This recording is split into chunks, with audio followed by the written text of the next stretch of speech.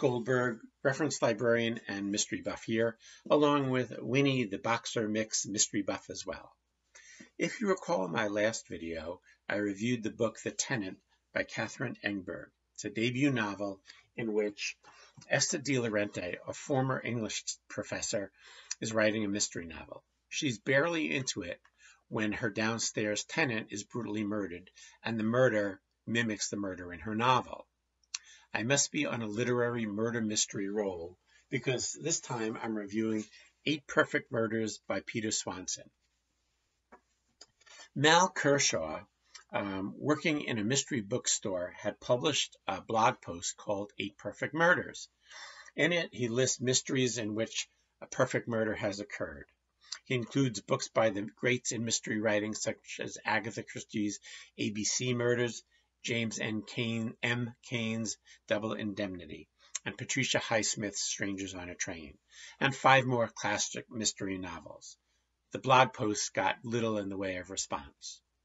Over 10 years later, on a dark, cold, wintry night, Kershaw is surprised by the appearance of an FBI agent, Gwen Mulvey. She's investigating some murders that appear to be similar to those in the books on Kershaw's list. She asks for his help, hoping that if they discuss the murders and the books, they can come up with some sort of motive or reason for the murders.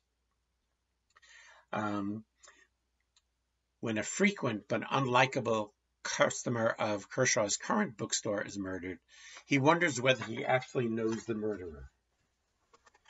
Kershaw, a widower, leads a relatively sedate life. He works in the bookstore, goes home, and on occasion goes to the local pub for a beer.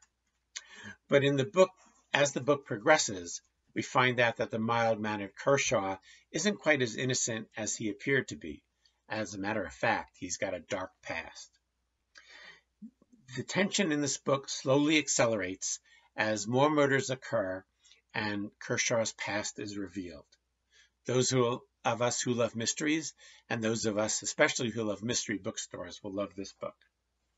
Swanson pays homage to the mystery classic greats, and greats they are. I've only read 2 of the books on his list. The Red House Mystery by A.A. Milne, yes, the author of Winnie the Pooh, and The Secret History by Donna Tartt, which is a classic mystery. However, I've seen several of the movie versions of these books, including Highsmith's Strangers on a Train, Cain's Double Indemnity. 8 Perfect Murders has piqued my interest, though, in reading some of the books on his list, especially where there's a movie that I've seen, because most of the time there are major differences between the book and movie versions. 8 Perfect Murders is available on Overdrive as an ebook and audiobook. Many of the 8 books listed on Kershaw's list are also available on Overdrive or Hoopla, which your library subscribes to. So I hope you read and enjoy 8 Perfect Murders. As a matter of fact, I'm going to read another one of Swanson's books. But in the meantime, stay safe, stay healthy, and social distance.